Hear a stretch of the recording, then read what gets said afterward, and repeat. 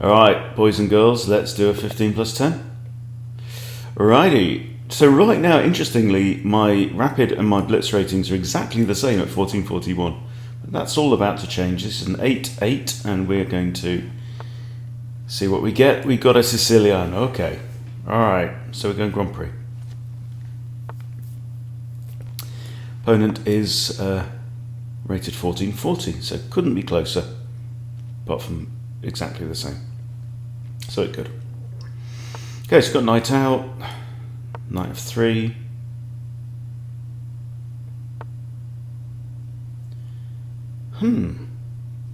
B6, huh? Interesting. I think bishop out here. Now he could put his bishop here and then replace his knight with his bishop, but this is fine.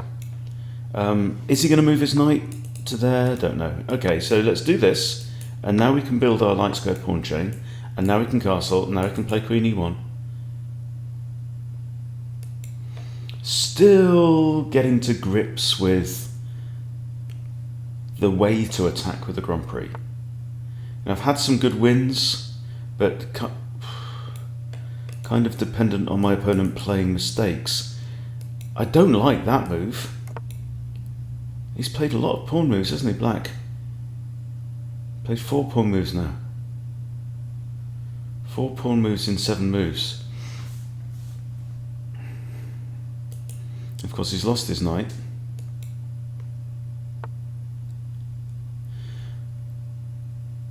Okay, this feels very unfamiliar now. Now, Black has this dark squared pawn chain there, so I don't think my bishop belongs here, which means I don't think my bishop needs to move at this point in time. I'm going to play queen e1. My bishop defends this pawn, which is now under attack by the queen. And guess what we've got? No, we've got a pawn addict, guys. We've got us a pawn addict. Okay, now, queen g3 means this bishop is tied to this pawn. It can't develop because I come in, take the pawn, threaten the rook. Is he planning on castling long? Is that his idea?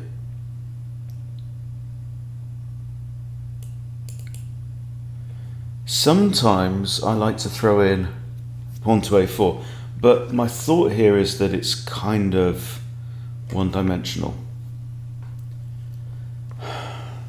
But it's kind of it's like a psychological move. I'm saying if you want to stick your king here on c8, I'm going to come in and I'm going to start to peel open your position. Now, does a4 have any? Am I worried about b5?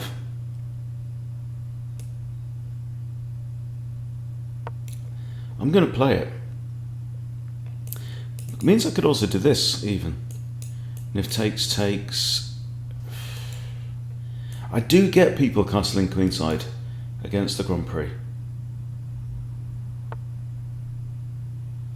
But I tends to do okay. I tends to do alright against queenside castling. Now a6. Yet another pawn. He's only got 2 pawns at home, look. I've got 4. This is not bad. Okay. Queen g3 looks like an idea. b4 makes no sense now. Just trying to think about more things I can do. What about d4? d4 takes, knight takes. And Black's problem is where the hell is he going to put his king?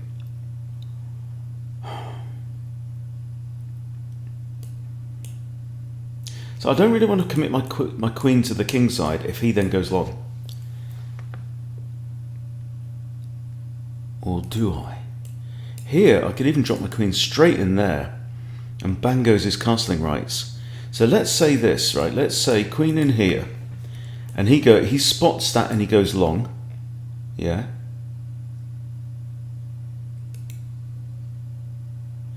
Or do I want to do something like get the knight out of the way, c4, b4 ideas? He's done that, so knight in here doesn't make much sense. Knight here is not a problem, it defends his pawn. I think that's flexible, that's what I'm going to do. Bring my knight backwards. Sometimes the way backwards is the way forwards. I think it might be a line in Labyrinth that says something along those lines.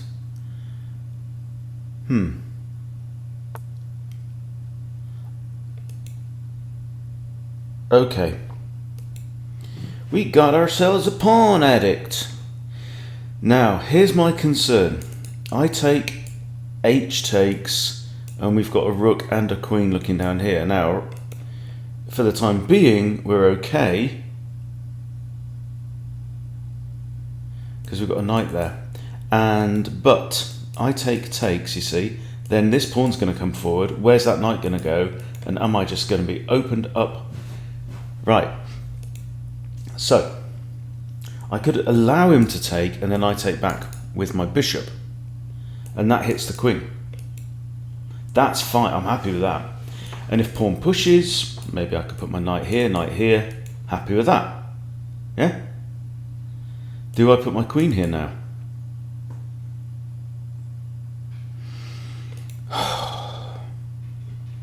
Guys, let's just flip the board, right, guys?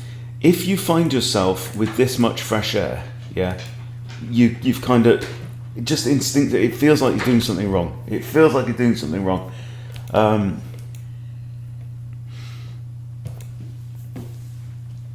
Pawns are there to give structure, but you don't want structure everywhere. You can't advance everything at once. But now I have to back up my big words with some violence. Nope. So I'm not afraid of takes. Takes plays right into my hands. Mwahaha. Yeah. There, can't take, because he's got bishop still. So I'm very tentative about moving my own pawns here, but I could do something like c3. I was thinking about c4.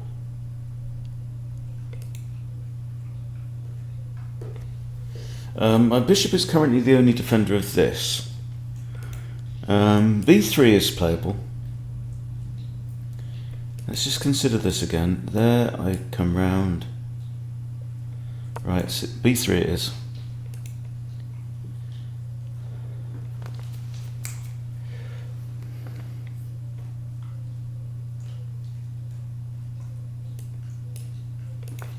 Stop it, Woody.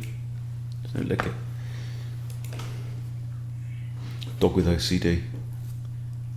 It's a licking all the time. So if pawn takes here now, bishop takes. I've just developed my bishop to a super place where it controls a really nasty diagonal straight into the guts of my opponent's position. The reason is because he's moved all his bloody pawns. Why don't you push the D pawn? That's a good idea. Dardikras from Kosovo. Do not recognise the Kosovan flag. I don't get very many players from there. Alrighty. So now his bishop's moved out. Now he's got 3 attackers on here, right? So he's got attack, attack, attack. In terms of defence, we've only got 2. However, at this point we could consider pawn breaks. And the reason I like that is because I've got a queen right opposite his king. And I've got a centralised rook, right? In the middle of the board, he's got a king. His rooks are at the edges and this queen is, you know, on a wing. So, what we should do now is we should calculate things like f5 and e5. So let's start with f5. f5 I'm nervous about because of now him having 1, 2, 3 potentially lined up against my corner. g3 is maybe also an option. What about this?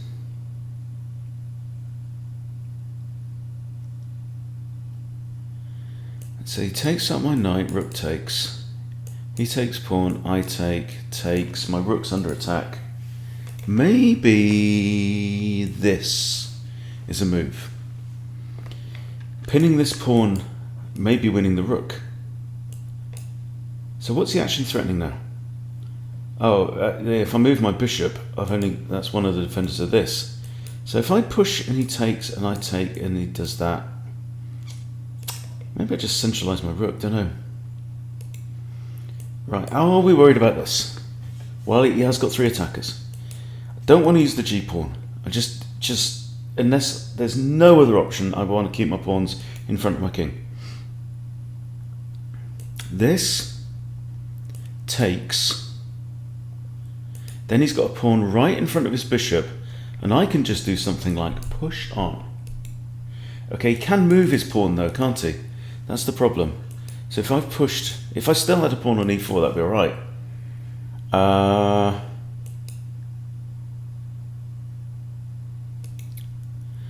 I'm not too worried about this put. d4. I'm going to push d4.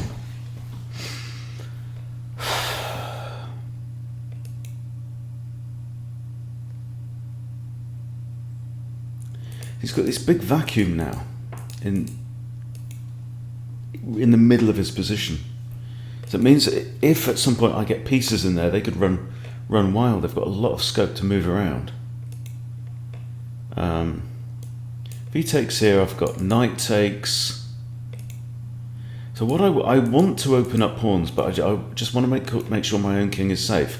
Now this I'm just not bothered about. That protects me from black's attack. That gets in the way of his queen and his bishop. So that would do me a huge favour.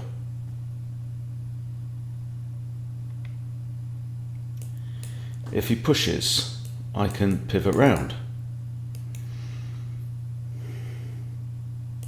If he comes to here, I can push.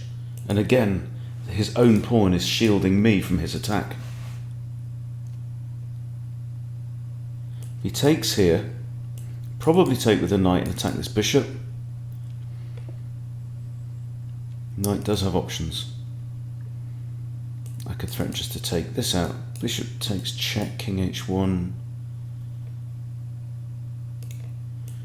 That's even a move. Attacking the bishop again, defended by queen. Wow, sun's come out.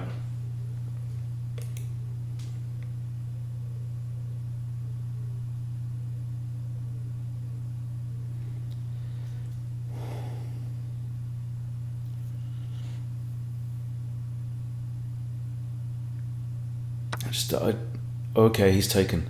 He bit now. I think this knight should take. Of course, don't have to take.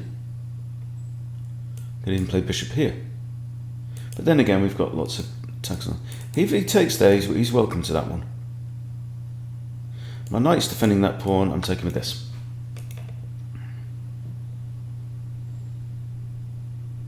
My opponent's king is still in the middle. He's never moved this knight. So he still hasn't completed development after 14 moves.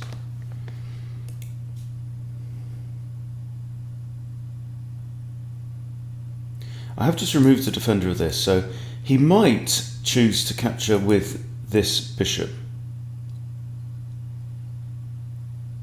In which case I might just take out this bishop.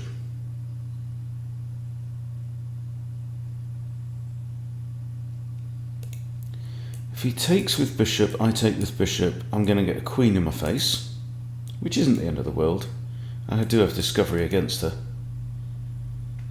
So bishop takes, queen takes. Means these bishops are off the board. Ooh. These bishops are off, that pawn's off, queen's there.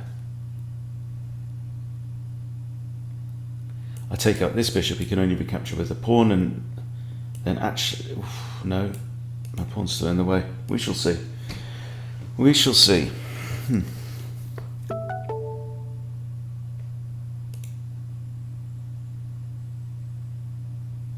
Pawn takes, I'm very happy. It's like that. That's a good pawn for me. I'm likely just to remove this bishop anyway. This pawn here is... Oh, hello. Oh, you've pinned my knight.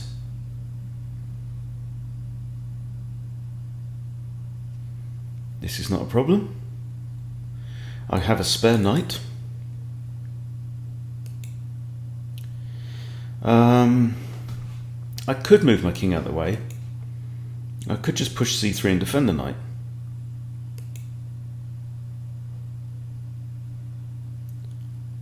But the knight's already defended by another knight, okay, so that's fine. Queen d2 is the thought. So if queen takes here now, I could take with queen, pawn takes, bishop takes, or, you know, we're fine. And again, the point is the centre of the board's opening up. I could play pawn to b4, put the question to this bishop and say, what are your intentions, Mr. Bishop? So if I do that and takes,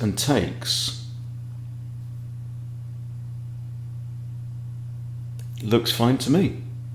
Let's try it. Looks fine to me. I'm down to 7 minutes 30. That's enough time to win a chess game. And we have an increment, remember. If takes, I take. See, all these pawns in the middle of the board, right now,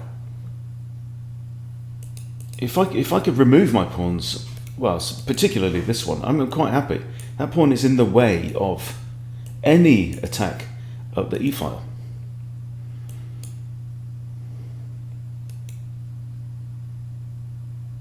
So I've had a couple of nights of not sleeping fantastically well. Full moon is coming up a couple of days, next couple of days.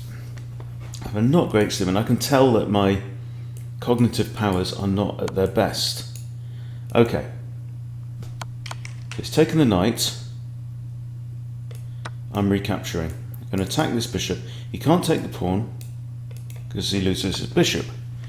So he retreats. All right, good, good, good. And now, I believe we can breathe. Now his dark squared bishop is gone, but his big liability remains, which is uncastled king. This rook is playing a slight role in the game. This rook has got nothing to do with it, and neither of this is this knight. So he's really playing with half an army. So I need to go back and consider these pawn pushes again. This and this, we've blocked off the centre. Likewise that and that. So I'm thinking, how about if I take here, h takes, just don't like it.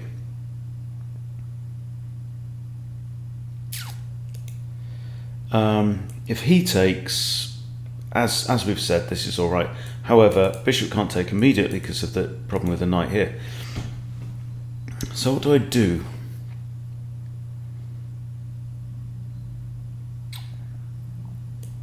Pawn takes. I feel like I don't actually need this bishop here, because if he takes my pawn, this is not a problem.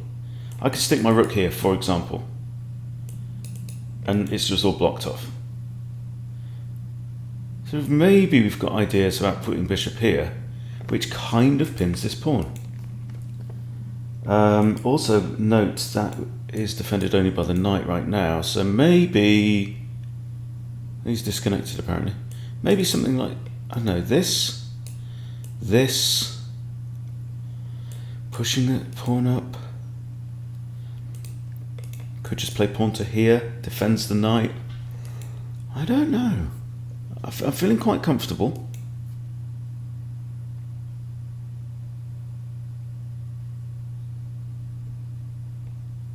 I'm going to play queen to here.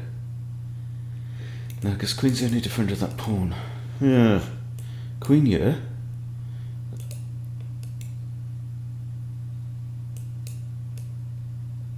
Let's do that for now. Can't spend 2 minutes 16 on every move from this point. But I am better.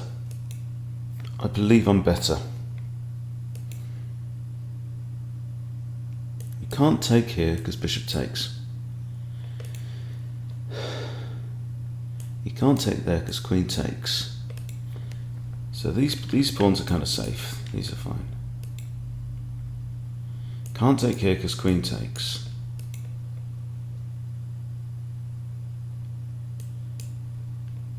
There, and bishop around here somehow. I think I just want to get my bishop off the back rank. Maybe b2. Yes, I know there's a pawn in the way, 2 pawns in the way, and a knight, but pawns move forward. That's what pawns do. And this is a rather sound knight. I like it. And he's abandoned. Okay. Well, that's a shame. But my instinct says I was better at that point. Let's see what the fish thinks. Up to 1449. Still on the road to 1500.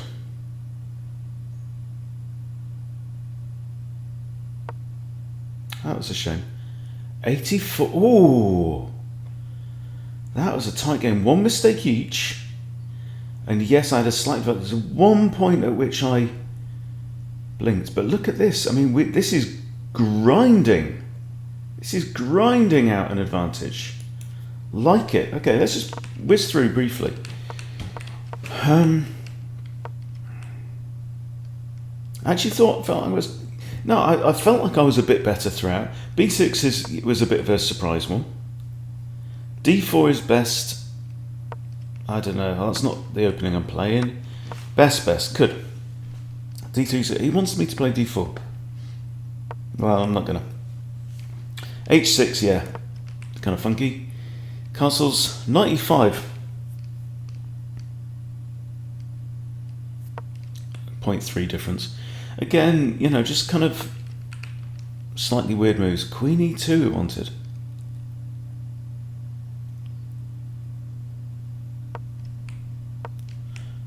QE2. Ironic. Okay. And again, you know, A6 is good. Look at all these pawns flying up. Didn't like that one. Didn't like me bringing the knight back. Wanted me to develop the bishop.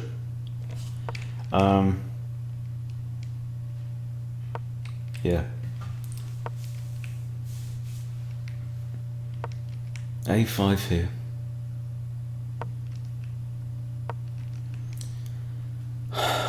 Bishop, yeah. And then this is my mistake.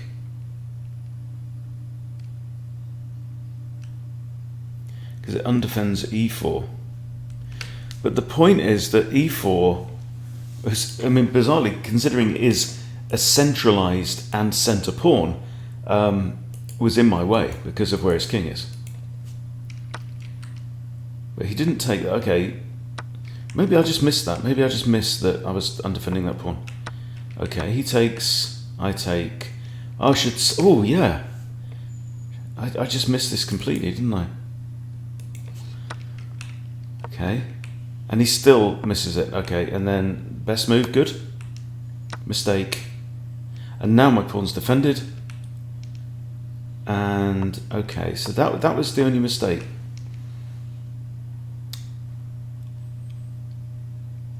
Rook to A3 was best. Rook to A3, wow. A rook lift here.